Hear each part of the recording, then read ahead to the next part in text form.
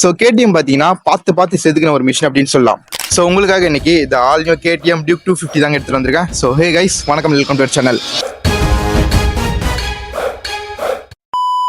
So நம்ம கிட்ட பார்த்தீங்கன்னா பிளாக் கலர் இருக்கு. இது பார்த்தீங்கன்னா ஃபாஸ்ட் செல்லிங் பைக்கா இருக்கு. இதுலேயே பார்த்தீங்கன்னா கேடிஎம் டியூக் 390 அந்த ப்ளூ கலர் ஒன்று இருக்கும். ஸோ அதே மாதிரி பார்த்தீங்கன்னா 250 இருக்கு. அது பார்த்தீங்கன்னா உங்களுக்கு 390 டியூக் 50 பக்கத்தில் நிப்பாட்டி வச்சிங்க அப்படின்னா டிஃப்ரெண்ட்டே தெரியாது. ஸோ இப்போ இந்த பைக் பற்றி பார்ப்போமா? நம்ம ரிவ்யூ பார்த்துருந்தீங்க அப்படின்னா உங்களுக்கே தெரியும். நம்ம பார்த்தீங்கன்னா பைக்கை ஃபர்ஸ்ட் ஃப்ரண்ட்ல இருந்து பேக் வரையும் என்னென்னலாம் கொடுத்துருக்காங்க அப்படிங்கிறத ஒரு ஓவர்வியூவாக பார்த்துட்டு நெக்ஸ்ட் பார்த்தீங்கன்னா பைக்கோட இன்ஜின் பற்றி பார்ப்போம். அண்ட் ஃபைனலாக பார்த்தீங்கன்னா இந்த பைக்கை டிரைவ் பண்ணி பைக்கோட டிரைவிங் எக்ஸ்பீரியன்ஸ் எப்படி இருக்கு அப்படிங்கிறத பார்ப்போம். ஸோ ஃப்ரண்ட்லேருந்து பார்த்தோம் அப்படின்னா ஃப்ரண்ட்ல பார்த்தீங்கன்னா உங்களுக்கு 17 இன்ச் வீல் கொடுத்துருக்காங்க. ரியர்லையும் பார்த்தீங்கன்னா உங்களுக்கு 17 இன்ச் வீல் தான். ஃப்ரண்ட் அண்ட் ரியர் ரெண்டுலேயும் பார்த்தீங்கன்னா alloy wheel 17 inch wheel. So ஃப்ரண்ட்ல பார்த்தீங்கன்னா உங்களுக்கு 110 செக்ஷன் டயர்ஸ் அண்ட் ரியர்ல பார்த்தீங்கன்னா உங்களுக்கு 150 செக்ஷன் டயர்ஸ் கொடுத்துருக்காங்க. ஸோ ஃப்ரண்ட்ல பார்த்தீங்கன்னா உங்களுக்கு 43 mm USD ஃபோர்ஸ் கொடுத்துருக்காங்க, WFX சஸ்பென்ஷன். அண்ட் ரியர்ல பார்த்தீங்கன்னா உங்களுக்கு 10 step preload adjustable WFX suspension கொடுத்துருக்காங்க. ஸோ இந்த சஸ்பென்ஷன் எந்த அளவுக்கு ஒர்க் ஆகுது அப்படிங்கிறத பார்த்தீங்கன்னா நம்ம டிரைவ் பண்ணும்போது பார்ப்போம்.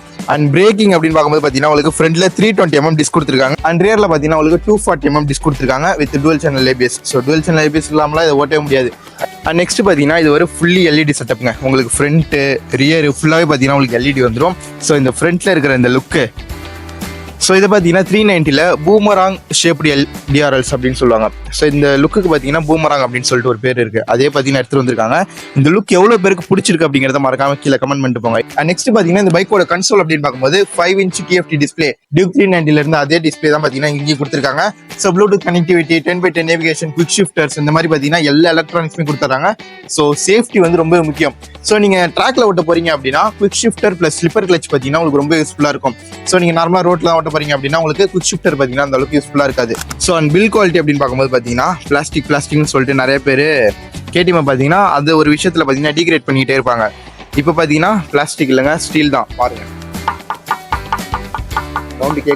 சவுண்டு கேட்கும்னு நினைக்கிறேன்.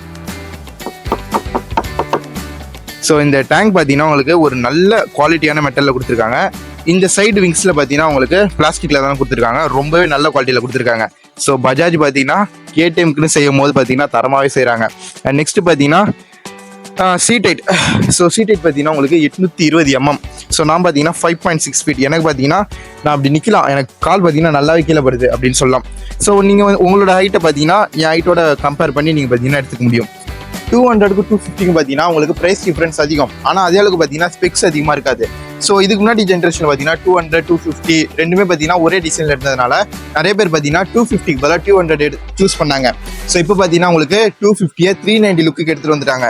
390 லுக் உங்களுக்கு பிடிச்சிருக்கு அப்படின்னா, ஸோ நீங்கள் உங்களுக்கு 390 லுக் பிடிச்சிருக்கு ஆனால் 390 வாங்குற அளவுக்கு காசு இல்லை அப்படின்னா, ஸோ 250 தான் பார்த்தீங்கன்னா ஒரே ஆப்ஷன்.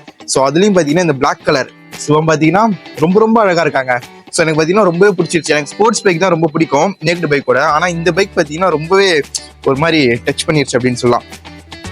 அண்ட் இந்த பைக்கோட ரைடிங் பொசிஷன்,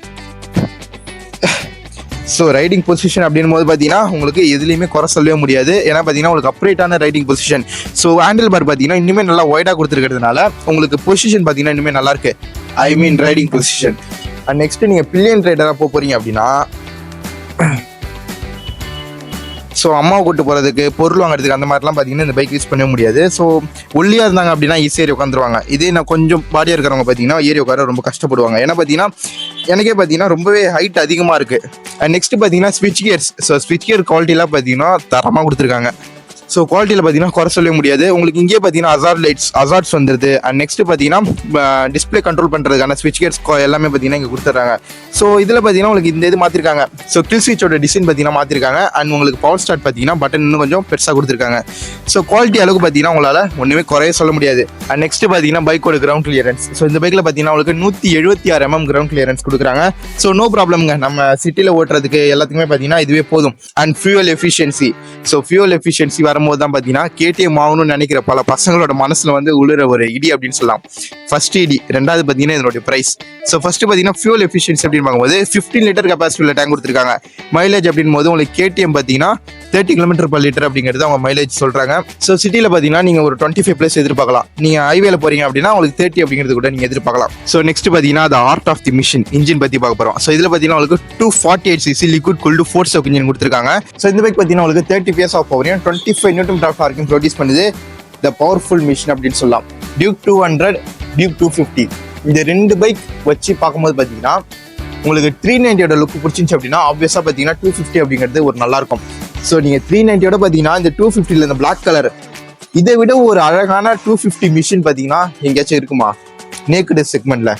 ஸோ பார்த்தீங்கன்னா எனக்கு தெரிஞ்சு 250 செக்மெண்ட்ல 250cc செக்மெண்ட்ல நேக்குடு வெர்ஷன்ல பார்த்தீங்கன்னா ரொம்ப ரொம்ப அழகான பைக்குங்க. ஸோ உங்களுக்கு வீடியோவில் எப்படி இருக்கு அப்படின்னு தெரியல, ஆனால் நேரில் பார்த்தீங்கன்னா அவ்வளோ அழகா இருக்கு இந்த பைக்கு.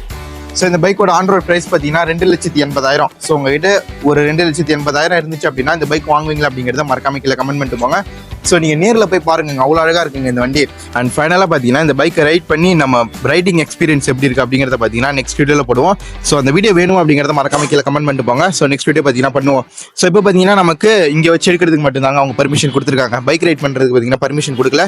ஸோ நீங்கள் கமெண்ட் பண்ணீங்க அப்படின்னா நான் எப்படியாச்சும் கேட்டு அவங்க கிட்ட பார்த்தீங்கன்னா உங்களுக்கு பைக் ரைட் பண்ணி பைக் எக்ஸ்பீரியன்ஸ் பார்த்தீங்கன்னா உங்களுக்கு நான் வீடியோ எடுத்து போடுறேன்.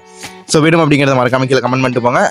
ஸோ நீங்கள் ஃபஸ்ட் டைம் பார்க்குறீங்க அப்படின்னா நம்ம சேனலில் பார்த்தீங்கன்னா travel related bike related contents and challenge videos இந்த மாதிரி பார்த்தீங்கன்னா நிறைய அப்லோட் பண்ணுவோம்.